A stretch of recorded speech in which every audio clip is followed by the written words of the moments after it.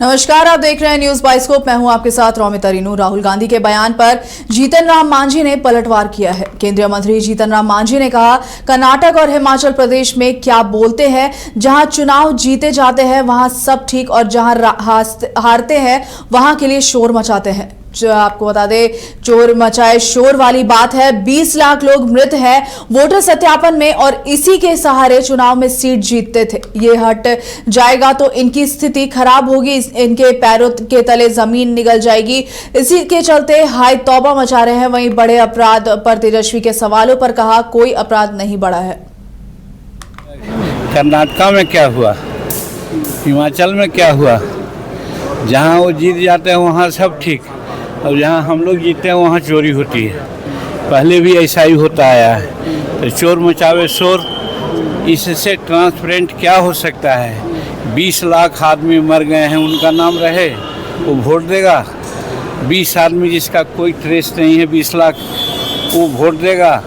यही वोट के चलते उन लोग आज इतना पावर में हैं और सोचते हैं कि हम क्या कहते हैं, विरोधी दल के नेता बनते हैं। और ये अगर एक घट जाएगा ना तो उनका धरती जो है ना पैर का सब खिसक जाएगी। इसीलिए वो लोग हाई तौबा मचा रहे हैं। बिहार में अपराध को लेकर तेजस्वी यादव कह रहे हैं कि मुख्यमंत्री अचेत हैं, अपराधी सचेत हैं। सर, कैसे देखते हैं इसको? कोई अपराधी यहाँ अपराध का घटना विशेष नहीं हो रही है। यहाँ की घटना हम बहुत पहले बोले हैं। ये कन्या मार्ग में क्रिमिनल और विक्टिम्स के बीच में कोई तस्वीर न कराया जाता है ले दे के। किसी का हिम्मत है ये कन्या मार्ग में जाने का? अब पहले होता था उनके पिताजी के काल में, वो तो आज नहीं हो रहा है। एक बात। दूसरी बात, कोई कॉमनल राइट हुआ है, कोई कास्ट राइट हुआ है, ये सब लॉ एंड ऑर्डर के अंदर आता है। ये सब नहीं हुआ है तो फिर छिटपुट घटना तो होते रहती है, और वो भी घटना होती है राजनीति प्रयोजित। हम समझते हैं कि सब राजद के कार्यकर्ता वैसा जानबूझ के जब चुनाव आया है तो करवा रहे हैं। 6 महीना पहले काहे नहीं हो रहा। भाजपा नेता राजीव प्रताप रूडी ने बिहार चुनाव के लिए चुनाव आयोग द्वारा नई मतदाता सूची जारी किए जाने के बाद हो रही राजनीति पर राहुल गांधी को आड़े हाथों लिया है। उन्होंने कहा है कि चुनाव आयोग ने प्रामाणिकता के साथ बताया है कि लगभग 70 लाख मतदाता जिनका अता पता नहीं है, अगर उसके आधार पर वो चुनाव मैदान में जाना चाहते हैं तो सचमुच आश्चर्य है। आज तक उनकी जितनी जीत हुई है राहुल गांधी की, क्या वह विश्वास करते हैं कि अदृश्य मतदाताओं के द्वारा उनकी जीत हुई है? देखिए, हम लोग तो राजनीति में बहुत दिन से हैं, लेकिन अदृश्य मतदाताओं से लोग चुनाव जीते ऐसा हमने कभी नहीं राजनीतिक जीवन में देखा था। और जो प्रामाणिकता के साथ चुनाव आयोग ने दिया है कि लगभग 70 लाख मतदाता जिनका आता पता नहीं है, अगर उसके आधार पर वो चुनाव मैदान में जाना चाहते हैं तो सचमुच आश्चर्य है। आज तक उनकी जितनी जीत हुई है राहुल गांधी की, क्या वो विश्वास करते हैं कि अदृश्य मतदाताओं में उनकी जीत हुई है? चुनाव आयोग अच्छा काम कर रहा है। जो मृत है उसे हटाया जाएगा, जो उपस्थित नहीं है उसे हटाया जाएगा। और अगर आपको इतना ही कष्ट है तो ढूंढ के तो निकालिए कि वो मतदाता हैं कहाँ। अगर आपके लिए जीवित है तो हैं कहाँ, कम से कम उस दावा को तो पेश कीजिए। नमस्कार, आप देख रहे हैं न्यूज बाइस्कोप। मैं हूं आपके साथ रौमिता रीनू। वोटर लिस्ट प्रारूप जारी होने के बाद चुनाव आयोग के साथ बिहार के राजनीतिक दलों की बैठक खत्म हो गई है। बैठक में बिहार के राजनीतिक दलों ने कई सवाल पूछे हैं और इनका कहना है कि कई सवालों का जवाब चुनाव आयोग नहीं दे पाई है।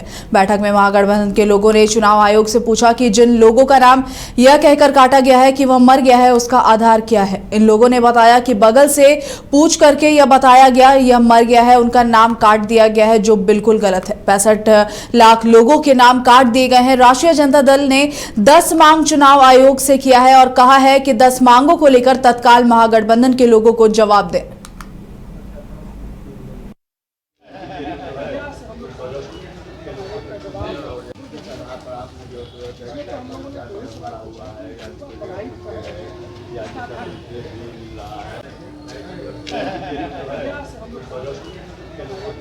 जो दूसरे जगह शिफ्टेड है, क्या इसका आधार है?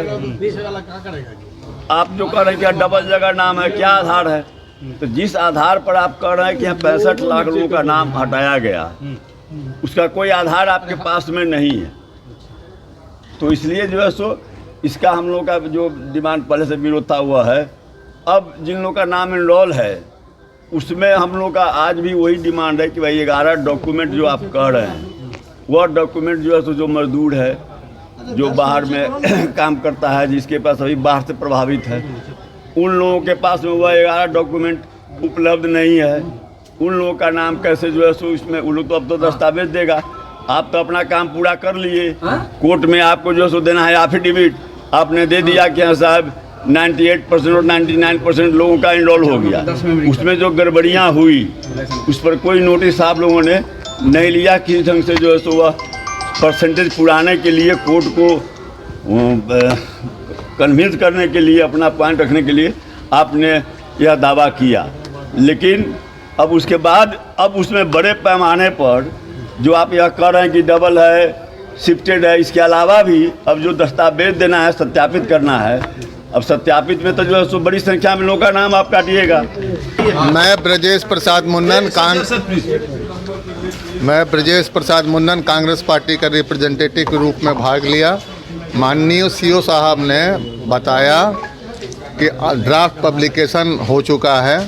ड्राफ्ट पब्लिकेशन में लगभग 65 लाख नाम जो हैं वो सूची जो 24 जून तक की जो सूची थी उसमें से हटाए गए हैं। कुल 65 लाख में कुछ अनट्रेसेबल हैं, कुछ डेथ हैं, कुछ परमानेंट शिफ्टेड हैं, कुछ डुप्लीकेट हैं। उसका उन्होंने नंबर दिया, बताया और कहा कि जिनको अगर कोई आपत्ति है कि हमारा नाम गलत ढंग से ड्राफ्ट में नहीं आया या तो बीएलओ की गलती, वो फॉर्म 6 भर करके जमा कर दें। इसके लिए स्पेशल कैंप भी है, बीएलओ को भी है। उन्होंने जगह बताया कि आप ईआरओ के ऑफिस में अपना फॉर्म 6 जमा कर सकते हैं। 10 पॉइंट हमने उठाया है। ठीक है हाँ। इसमें जो 65 लाख मतदाताओं को जो इन्होंने ड्राफ्ट से बाहर किया है, तो हमने पहला डिमांड उठाया है कि आपने बीएलओ ने कौन सी प्रक्रिया अपनाई, कैसे आप उनको कह रहे हैं कि स्थायी तौर पर ये शिफ्टेड कर गए हैं। तो उनका जवाब है कि बीएलओ ने बगल वालों से पूछा और इसके आधार पर उन्होंने यह कह दिया कि वो इस गांव में नहीं रहते हैं। यह बहुत ही गलत है। हमने कहा कि यह विस्थापित साबित करने का कोई भी आधार नहीं होना चाहिए। वैसे ही मृतकों के बारे में हमने पूछा कि क्या मृतक परिजनों के से आपने कोई डॉक्यूमेंट मांगा, कोई कागजात मांगा जिसके आधार पर आप ये कह रहे हैं कि वो मर गए। तो उन्होंने कोई डॉक्यूमेंट नहीं मांगा, बगल में किसी से पूछ लिया और कह दिया कि मर गए। तो ये दो महत्वपूर्ण थे। और तीसरा जो हम लोगों ने इसके साथ डिमांड उठाया है, इसमें हम लोगों ने मांग की है कि इसी दौरान आपको पता होना चाहिए कि एसआईआर जो चल रहा है 1 महीना से 24 जून से, तो फॉर्म भी भरवाए जा रहे हैं, नए फॉर्म। तो कितने फॉर्म नए भरवाए गए, आयोग ने इसका भी जवाब नहीं दिया। और एसआईआर के दौरान जो सबसे मतलब सोचनीय प्रश्न आया था कि कुछ जगह से बात आई थी कि बांग्लादेशी पकड़े जा रहे हैं, म्यांमार के लोग पकड़े जा रहे हैं, नेपाल के लोग पकड़े जा रहे हैं, और चुनाव आयोग ने कहा था हम इसकी जांच कराएंगे। तो हमने चुनाव आयोग से पूछा कि आप बताइए बिहार की जनता को कि ऐसे कितने लोग पाए गए, तो आयोग इसका भी जवाब नहीं दे। वोटर पुनरीक्षण और सीएजी के विरोध में महागठबंधन के नेता बिहार में एक साथ रैली करेंगे और तेजस्वी राहुल गांधी 7 सड़कों पर उतरेंगे। इस पर सांसद उपेंद्र कुशवाहा ने बताया कि चुनाव का समय है, लेकिन इस तरह की रैली की यात्रा जनता के बीच में उससे कोई फर्क नहीं पड़ेगा। कुछ भी कोशिश कर ले, इस बार फिर से एनडीए की सरकार बनेगी। जनता जो चाहती है वही होगा, कुछ अंतर नहीं पड़ने वाला। वहीं अमेरिका के द्वारा टैरिफ बढ़ाने के सवाल पर उपेंद्र कुशवाहा ने कहा कि अंतर्राष्ट्रीय मामला है, इस पर विदेश मंत्रालय में चर्चा होना चाहिए। देखिए, अब रैली करने वाले हैं तो चुनाव का समय है, सभी पार्टी के लोग रैली करेंगे। विपक्ष की जो पार्टियां हैं उनकी ओर से रैली करने की बात हो रही है, तो इसमें कोई अस्वाभाविक बात तो है नहीं। लेकिन इस तरह की हम बता रहे हैं कि इस तरह की रैली या लोगों की यात्रा जनता के बीच हो, उससे कोई फर्क नहीं पड़ेगा। कुछ भी कोशिश कर लें, इस बार फिर से एनडीए की सरकार ही बिहार में आएगी, इसलिए कि जनता चाहती है। तो जनता जो चाहती है वही होगा, इन लोगों के करने से कोई अंतर नहीं पड़ने वाला। देखिए अब रैली करने वाले हैं तो चुनाव का समय है, सभी पार्टी के लोग रैली करेंगे। विपक्ष की जो पार्टियां पूर्णिया जिला परिषद सदस्य रानी भारती ने भवानीपुर थाना अध्यक्ष के द्वारा किए गए अभद्र व्यवहार को लेकर पुलिस अधीक्षक स्वीटी शेरावत को आवेदन देने पहुंची है। बता दें कि पिछले दिनों भवानीपुर थाना अध्यक्ष सुनील कुमार ने थाने में जिला परिषद सदस्य रानी भारती से तू तड़ाक की थी, जिसका वीडियो भी वायरल हुआ था। इन्हीं मामलों को लेकर जिला परिषद सदस्य रानी भारती न्याय की गुहार लगाने पूर्णिया पुलिस अधीक्षक कार्यालय पहुंची। मामले को लेकर उन्होंने बताया कि वह निजी मामलों को लेकर थाना गई थी। थाना अध्यक्ष सुनील कुमार ने बातों को सुना ही नहीं और अभद्र व्यवहार किया है। इससे मेरे आत्म सम्मान पर आघात हुआ है।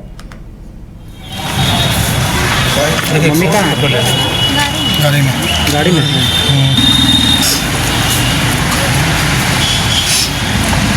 मामला ये था कि 26 तारीख को हमें अपने घर जाना था, क्योंकि हमारा पारिवारिक विवाद रहता है और बार बार जब भी मैं अपने घर जाती हूँ तो हम पे जो है झूठा आरोप लगाया जाता है। तो इस वजह से मैं थाना अध्यक्ष को बार बार कॉल करके बोली थी कि आप जो है बस 2 मिनट के लिए आप साथ रहेंगे, क्योंकि मेरे घर से जो है थाना पास में ही है। तो इस वजह से हम उनसे आग्रह किए थे कि आप साथ में रहेंगे तो मुझे 2 मिनट का काम है, वहाँ से करके मैं वापस आ जाऊँगी। तो उन्होंने कहा था कि ठीक है हम आपके साथ रहेंगे और 2 मिनट का काम है तो ज़्यादा समय लगेगा नहीं। तो उसके बाद जब मैं पहुँची भवानीपुर, बार बार उनको फ़ोन कर रही हूँ तो वो बहाना बनाने लगे और उन्होंने हमें बोला कि आप जो है मंदिर के पास भवानीपुर में एक भवन देवी मंदिर है, वहाँ पे आप इंतज़ार कीजिए। मैं वहाँ पे आधा घंटा तक इंतज़ार की, उनका नहीं, वो फिर भी नहीं आए और उसके बाद मैं उनको बार बार कॉल की तो वो फ़ोन उठाना बंद कर दिया। जो है राजनीतिक छवि को धूमिल किया जाए, क्योंकि हम लोग धरातल पे काम कर रहे हैं, लगातार जनता के बीच जा रहे हैं, तो हमारे छवि को धूमिल करने के लिए इस तरीके का साजिश रचा जा रहा है। क्यों ऐसा कर रही है? ताकि हमारा राजनीतिक छवि खराब हो और आगे इलेक्शन है, इस वजह से बार बार किया जा रहा है। और थाना प्रभारी जी को बार बार आग्रह करने के बाद, बार बार जो है उनको फ़ोन करने के बावजूद वो नहीं आए, तो कहीं ना कहीं मिली भगत है उनका, प्रशासन का मिली भगत। और जिस तरीके फुलवारी शरीफ के नगवा गांव में 2 मासूम बच्चों को जलाकर मार डालने की घटना के विरोध में ग्रामीणों ने कैंडल मार्च निकाला। कैंडल मार्च जानीपुर बाजार होते हुए आरा मशीन के जानीपुर पुल पहुंचकर खत्म हो गया। वहीं कैंडल मार्च में महागठबंधन के तमाम स्थानीय नेता और फुलवारी शरीफ के विधायक गोपाल रविदास मौजूद थे। गोपाल रविदास ने आरोपियों की जल्द गिरफ्तारी की मांग की है। उन्होंने कहा है कि 5 तारीख को सभी 1 दिन का उपवास रखेंगे। सब लोग जानते हैं कि 2 दिन पहले फुलवारी विधानसभा के लिए काला दिन के सामने आया। 2 मासूम बच्चे को मौत की घाट उतारने के बाद उनको जलाकर दर्दनाक मौत कर दिया गया। जिस घटना के खिलाफ आज पूरा जानीपुर बाजार बंद रहा। आज हम लोग सामने सब लोग उस बच्चे के आत्मा की शांति के लिए शोक श्रद्धांजलि देते और शोक श्रद्धांजलि के माध्यम से आम से प्रशासन से सरकार से मांग कर रहे हैं कि इस जघन्य कांड में शामिल तमाम अपराधियों की जल्द से जल्द गिरफ्तारी हो और ऐसे लोगों की मांग फांसी की सजा हो गिरफ्तार कर और उनके घर में माँ बाप के अलावा कोई बचा नहीं है, सब शोक में हैं। मृतक परिवार को सरकार की तरफ से एक नौकरी परिवार को मिले और पूरा मजदूरी